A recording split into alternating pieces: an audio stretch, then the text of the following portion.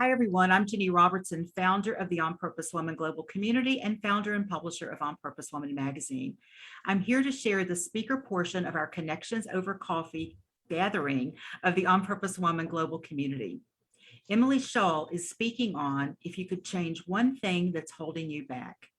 Emily is a certified money coach and founder of Me, Myself, and Money. She helps people like you understand and heal your relationship with money. Emily does this by guiding you to the emotional root of your unease with money. She is known for her calm voice, non-judgmental manner, and ability to challenge you to think differently about money and about yourself. So Emily, welcome. Glad you're here. You're on. Thank you. Thanks so much, Jenny. So I want to take you back to the summer of 2009. And I was sitting in a room in a farmhouse in northwestern Massachusetts. And there were about a half dozen of us in the room. And I had tears just absolutely streaming down my face, into my lap. I had tissues everywhere.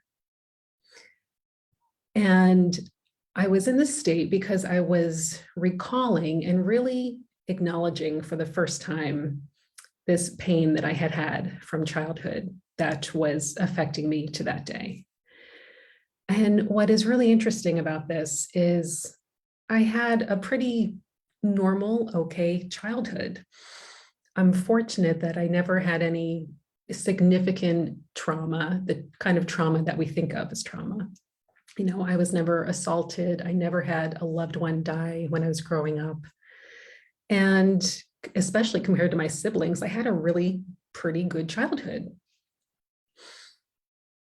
But here I was in this room, and what was making me so emotional and recalling this pain was I was in a workshop about messages that we received during childhood. And so it began with a piece of paper that we all had, and there were different messages on there, and we read through the list and were asked to identify any of the ones that resonated with us. And so I read, "Don't bother me. Just don't bother me." And even when I recall this now, I can still feel a little stab.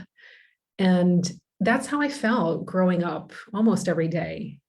You know, my mother was she had undiagnosed depression. And I just felt like from both of my parents, you know, if you have accomplishments, come to us and tell us. Otherwise, if you have pain, if you have worries, even if you have joy that's not related to any accomplishments, just, you know, we're not very interested. And to be able to acknowledge the depth of that for the first time was so incredibly powerful. And then being witnessed by other people doing so as well it was an amazing shift that I made in my life, because for the previous dozen years or so, I was just trying to figure out why I was such a perfectionist, why I procrastinated so much, and why I felt this persistent sense of overwhelm. And once I had this experience in this workshop, and there was more to the workshop, it was such a profound experience. And it's not as if everything fell into place right after that, but I felt like there was a boulder that was in my way that was removed so that I could walk forward. And it gave me, just more agency, more opportunity to face the obstacles that I had in my way, which were much smaller after that. And so fast forward to 2018, I became a certified money coach. And that means I was trained in a specific methodology to help people understand their relationship with money. And it's a structured 4-part series that I do when I'm working with clients. And when I first did this, I thought that most of the clients I would see would come to me because they had an experience with money specifically that led to patterns of behavior that they wanted to change. And what I came to understand was maybe a quarter of the people that I meet with have some direct experience with money that is hindering their progress now, or their parents had thoughts or beliefs or actions around money that they really inherited unconsciously. But what surprised me, the more and more I started working with people, was that almost every person I work with has these developmental traumas that they're not quite aware of the depth in which it goes. And that has everything to do with their relationship with money, because we first learn about ourselves and how much we're worth by what we see in our parents. You know, are my cries worthy of your attention? Do I feel seen and heard? And for most of us, you know, that's not true most of the time, or much of the time. And so it leads to these adaptations. Because we're helpless as children, we need to get our needs met. And those adaptations look like passive aggressive behavior, because if you can't ask for what you want directly, you need to get your needs met somehow.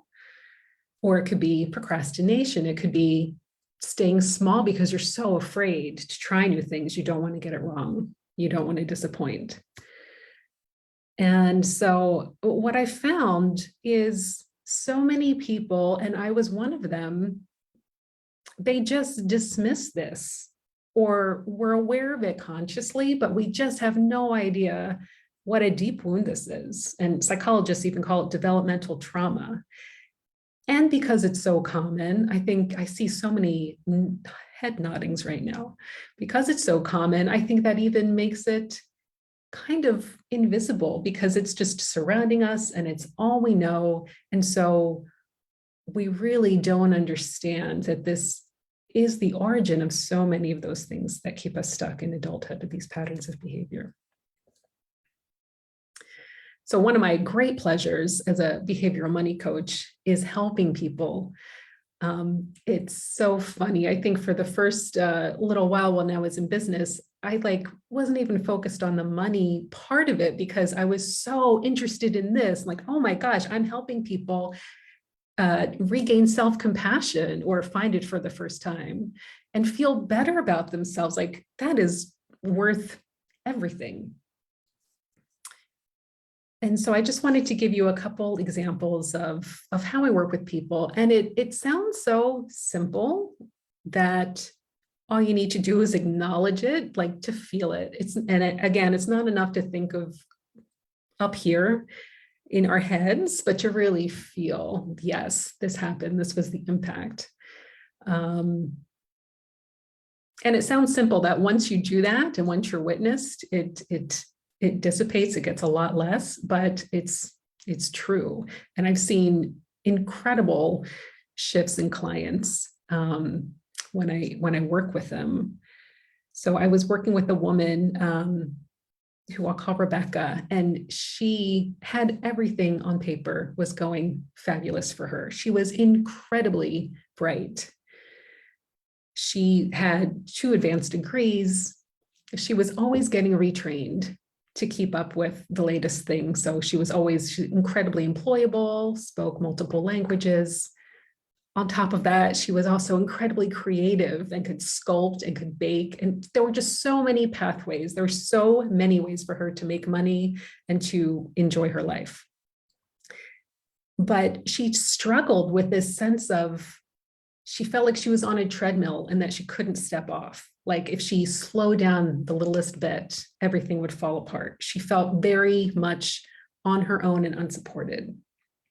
And she thought it was a money issue. She thought, and she looked for strategies and got into real estate and went down that avenue as well, but still never felt really grounded and safe and sound financially and supported. So when we were working together, because she was very intelligent, I know a lot of women in this community are also very intelligent. And that can get us so far because we're able to just, keep it up here. We're able to rationalize everything. And so the first couple of sessions that I had with her, we weren't getting very in depth because she kept it at a cognitive level, which was fine. And that's what she needed to do at the time. So we got to one session where we were doing the mother-father money map. So part of this core process is mapping the origins of your money beliefs. Are they yours alone? Did you inherit them from your mother, your father, or some other important adult figure in your life? Are they positive? Are they negative? And so we create this in collaboration, and I put it all together in a form. And so I shared the screen with her, and she just looked at this one quadrant of what she created herself, and that was unhelpful. And she just burst into tears. The two words there in that quadrant were betrayed and unsupported. And the issue that came up that kept being danced around was when she was, I think, 8 or 9 years old. She had a sister. She only had one sibling. Her sister, who was close in age, her sister died. And her parents were so into their own grief, they really retreated, and they didn't get her any resources for dealing with all this grief that she had. And then, to make matters worse, when Rebecca was in her early 20s, her mother passed away. And then her father very quickly remarried and basically abandoned his relationship with her, very distant. And so she went through this series of loss upon loss upon loss, and her father, like, literally abandoning her. And so it just made sense. And she had always, we talked about therapy, and I asked her if she ever, if she had therapy at all. And she said, no, she just was not interested in that. And when she saw this, she's like, yeah, yeah, now I see this is really what it's about. I just need to deal with this. And she made an appointment. She called, she had a number that she had for a while, and she finally called and got on their wait list and followed up with me a couple months later. And she finally started working with this person.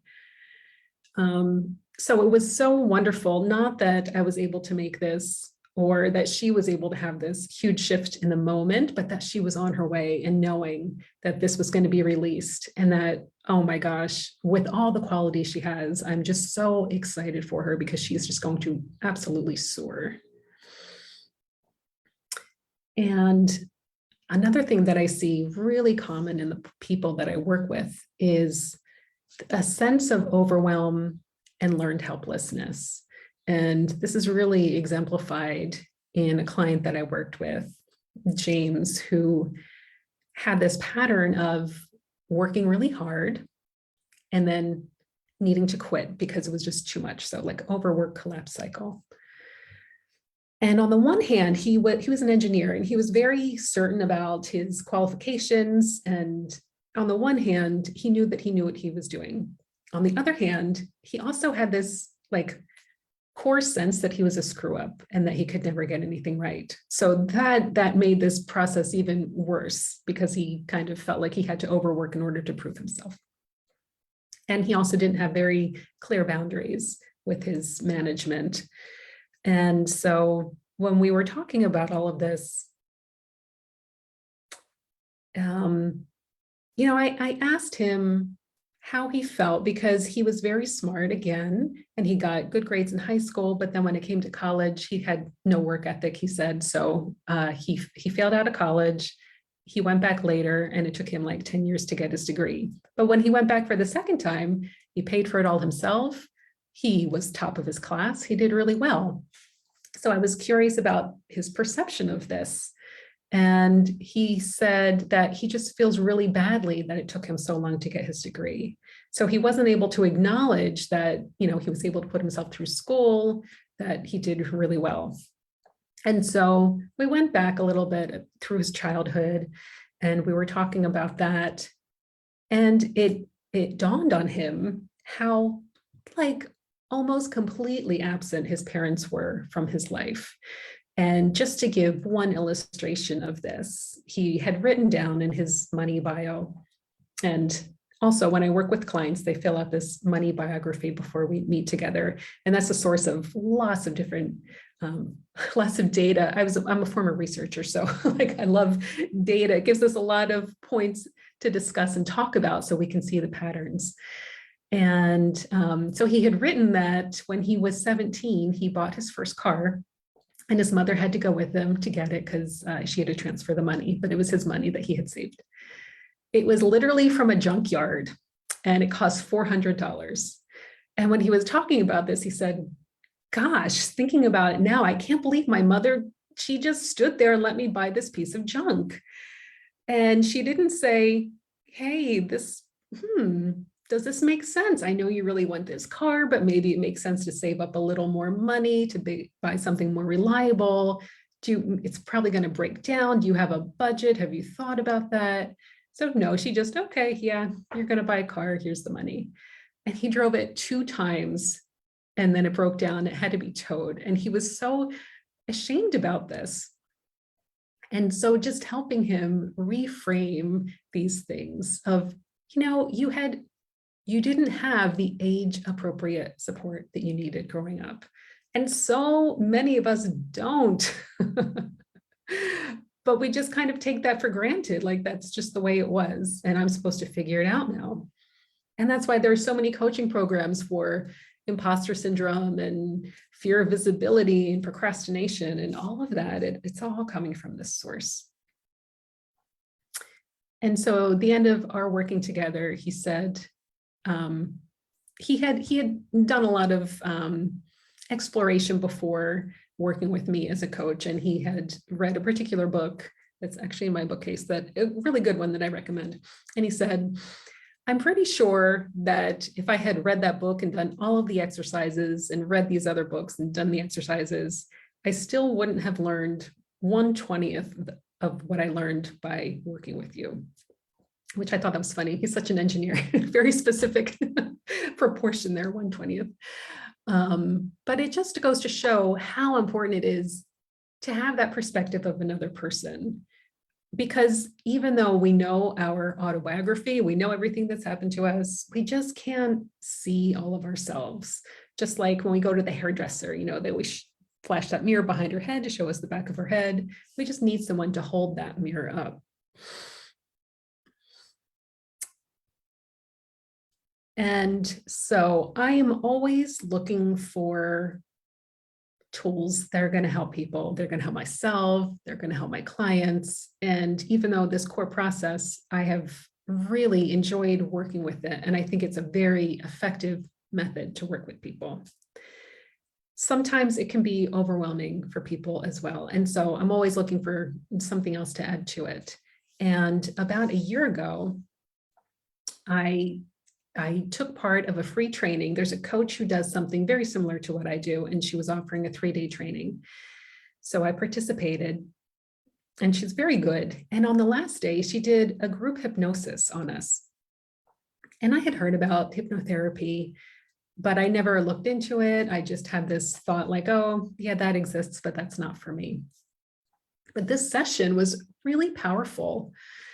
And so I looked into it, and almost immediately I signed up for training. It's a specific type of hypnotherapy called RTT, Rapid Transformation Therapy. And so I received my certificate in that a few months ago. So now I'm incorporating that also in my work with clients. And the first non-RTT student who I worked with using this method, I had an idea that it might be good for her because her issue was very specific when it came to money. She wanted help because whenever her bank account reached a certain level, the money would go. She would just find something to spend it on, then the next thing she knew, it was empty. And this has happened a couple times, and she had savings goals and she wasn't able to meet them. So she just wanted to understand why this was happening so she could stop. And so we met for an RTT session, and we met first for an intake. So I gathered some information, and she had some ideas about why this was happening. And one of them seemed really plausible. It seemed completely logical. Oh yeah, I can totally understand how that would lead to this and that would create this behavior. But during our session together, of course, it went back to developmental trauma, went back to her relationship with her parents. And it turned out that her father was the one that she felt really safe with and more supported emotionally. And holding on or not holding on to this money was kind of a way to stay connected with him because the amount that it would get to before she spent it was the amount that he had right before he died. And so you just have no idea really until you start looking into this, what the pieces are and how they relate to each other. And so the RTT is interesting also because it's kind of an enclosed system. It's only one meeting. And so everything happens during that one meeting, you know, the discovery, the connection, the remaking of the meaning and the transformation. And that it ends up in a recording that they listen to for 3 weeks afterwards to rewire the brain with these new messages. And in that recording, I ask in the intake, like, okay, well, what else would you like? I know you want to save money, but what else? You know, if I could wave this magic wand, what can I give you? And so they throw in all kinds of things. And so a few weeks after we met, she sent me an email saying, since meeting with you, my income increased 3 times. And I find myself eating healthier, which was another thing in the recording, and working around my house, doing these small projects that I kept putting off. So that was absolutely fabulous.